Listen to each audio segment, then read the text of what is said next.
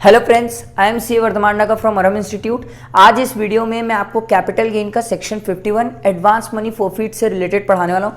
ध्यान से सुनना, बहुत ही इंटरेस्टिंग टॉपिक है। एग्जाम्पल के साथ पढ़ाऊंगा, वीडियो को एंड तक देखना, ठीक है। बीच में स्किप कर करके मत देखना, नहीं तो कंसेप्ट मिस हो जाएगा। क्या होता है एडवांस मनी फॉरफिटेड, ठीक है, समझाता हूँ। देखो, मैं अपनी एक एग्जाम्पल देता हूँ। मान लो मैं अपनी ज़मीन बेच रहा था, मेरी ज़मीन थी 50 लाख रुपए की, ठीक है। ध्यान से सुनना। अब हमारा बैठ के क्या हुआ, एग्रीमेंट हुआ, ठीक है। अब एग्रीमेंट, अभी देखो मैं आपको लास्ट वीडियो में 50C पढ़ाया था। एग्रीमेंट वाली डेट के दिन वो मुझे कुछ पैसा दिया, ध्यान से सुनना, वो मुझे कुछ पैसा दिया। मान लो वो मुझे 3 लाख रुपए दिया। मैंने उसको सेल बोला, मैं भाई तेरे को 50 लाख में बेचूंगा। ध्यान से देखना, मैं उसको 50 लाख में बेचूंगा। उसने मेरे को एडवांस में 3 लाख दिए, 3 लाख रुपए दिए, ठीक है। एडवांस में 3 लाख रुपए दिया। मैं बोला ठीक है यार। मैं बोला भाई 3 महीने के अंदर रजिस्ट्री करा लेना। ध्यान से सुनो, मैंने बोला 3 महीने के अंदर रजिस्ट्री करा लेना। अब दो बातें हो सकती है, या तो वो 3 महीने के अंदर रजिस्ट्री करवा ले। अगर रजिस्ट्री करा लिया तो प्रॉपर सेल कंसिडरेशन, फिर कॉस्ट माइनस करेंगे, कैपिटल गेन निकाल लेंगे। पर ऐसा भी तो हो सकता है वो 3 महीने के अंदर रजिस्ट्री ना कराए। अब एक बात समझो, ये कोविड-19 का केस आया इंडिया में अभी प्रैक्टिकली।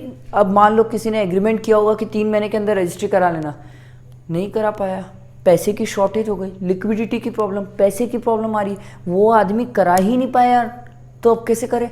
अब ध्यान से सुनना, हमने 3 महीने का समय दिया, वो 3 महीने के अंदर नहीं कराया। मैं बोला था अगर तू 3 महीने के अंदर नहीं कराया ना, तो जो ये तू एडवांस में मेरे को बयाना दिया है, ठीक है, एडवांस में जो पैसा दिया है, इसको मैं डुबा दूंगा, इसको मैं डुबा दूंगा। अब वो आदमी नहीं दिया, तो ये 3 लाख रुपए में डुबा दिया। ध्यान से सुनना, ये 3 लाख रुपए में डुबा दिया। अब दो बातें हो सकती है, ये 3 लाख रुपए जो मैं उसका डुबा दिया हूं, इसका 2 ट्रीटमेंट हो सकता है। सर अगर ये 1/4/2014 से बिफोर है तो, और अगर आफ्टर है तो, 2 अलग अलग ट्रीटमेंट है। अगर बिफोर है, अगर बिफोर है, मैंने ये जो 3 लाख रुपए सामने वाले से लिया था, वो जमीन नहीं लिया, मैंने उसका पैसा डुबा दिया, तो ये अगर 3 लाख रुपए, ठीक है, 1/4/2014 के पहले की बात है, तो उस केस में ध्यान से सुनना, उस केस में जब मैं बाद में कभी इस लैंड को किसी और को बेचूंगा, मान लो मेरे पास एक और पर्सन आया, वो बोला भैया मेरे को ये लैंड बेच दो। मैं बोला ठीक है, 60 लाख में बेचूंगा। वो एग्री भी हो गया, 3 महीने में रजिस्ट्री भी करा दिया, ठीक है, सब कुछ हो गया। इस केस में मान लो जैसे ये लैंड की मेरे हाथ में कॉस्ट थी 10 लाख रुपए। कितनी थी कॉस्ट? 10 लाख रुपए। अब ध्यान से सुनना, अब ध्यान से सुनना, जब मैं यहां पर इंडेक्स्ड कॉस्ट ऑफ एक्विजिशन निकालूंगा, मान लो लॉन्ग टर्म है, तो इंडेक्स कॉस्ट ऑफ एक्विजिशन जो निकालूंगा, उसमें मैं लैंड की कॉस्ट 10 लाख लेके इंडेक्सेशन नहीं कर सकता। 10 लाख लेके इंडेक्सेशन नहीं कर सकता अगर एडवांस मनी फोरफीट क्यों 1/4/2014 के पहले। अगर मैं एडवांस मनी फोरफीट क्यों 1/4/2014 के पहले, 1/4/2014 के पहले अगर मैंने एडवांस मनी फोरफीट की है, तो उस केस में ध्यान रखना, कॉस्ट में 10 लाख नहीं ले सकता। तो मैं कॉस्ट लूँ कितनी? सर मैं कॉस्ट कितनी लूँ? इस केस में सरकार ये बोलती है, ये जो तेरे को 3 लाख रुपए मिला है ना, इसको तो तू पहले कॉस्ट में से माइनस कर ले। मैं बोला क्यों भाई, कॉस्ट से क्यों माइनस करवा रहे हो आप मेरे? बोले भाई ये जो 3 लाख तेरे को मिला था ना, ये फोकट का है तेरे हाथ में गेन, फोकट का पैसा हो गया तेरे हाथ में। एक बार बता चल ना, ये पैसे का क्या यूज था? कोई ऐसा ना तेरे पास से एसेट गई ना कुछ गया, फोकट का तेरे को 3 लाख रुपए मिल गया। चल इसको कॉस्ट में से माइनस कर ले। अब 1/4/14 के पहले अपन किस में से माइनस करते थे? कॉस्ट में से। किस में से माइनस करते थे? कॉस्ट में से, ठीक है। किस में से माइनस करते थे? कॉस्ट में से। अब ध्यान से सुनना, अब अगर मान लो सर यही केस, मान लो यही लैंड सेल हुआ करता, एडवांस मनी दिया होता, और वो मान लो पैसा क्या बोलते हैं रजिस्ट्री नहीं करा पाता, मैं उसका फोरफीट कर देता। अगर आफ्टर 1/4/2014 होता, तो सर उस केस में क्या होता? अगर ये आफ्टर 1/4/2014 होता ना, तो ध्यान से सुनना, सरकार ने बोला इस बार कॉस्ट में से माइनस नहीं करेगा भैया, इस बार कॉस्ट में से माइनस नहीं करेगा। तो मैं बोला करूँ क्या? सरकार बोली सुन, तो ये जो तेरा 3 लाख है ना, वो इनकम फ्रॉम अदर सोर्सेज में टैक्सेबल हो जाएगा। ये तेरा कहाँ पर टैक्सेबल हो जाएगा?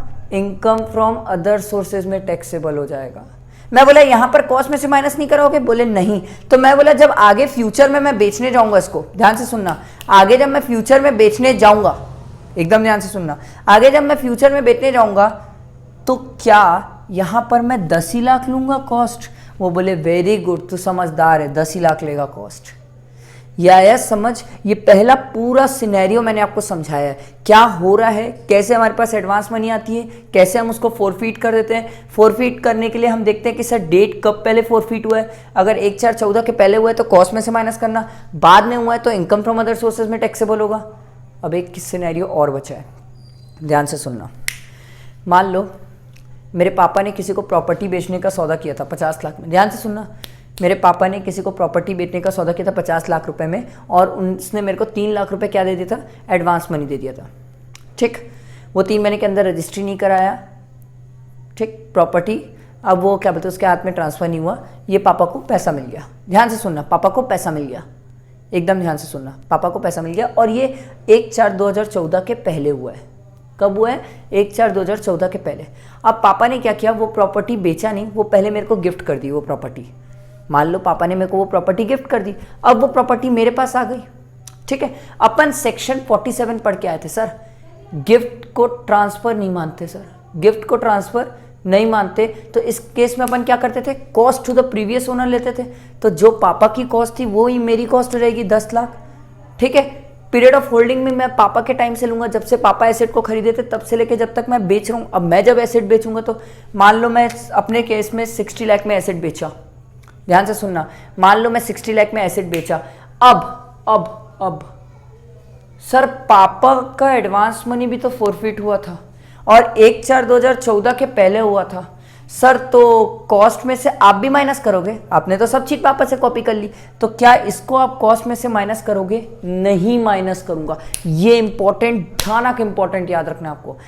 हम एडवांस मनी जो फोरफीट हुई है, अगर प्रीवियस ओनर फोरफीट करता है तो प्रीवियस ओनर का कभी माइनस नहीं करते एडवांस मनी फोरफीट।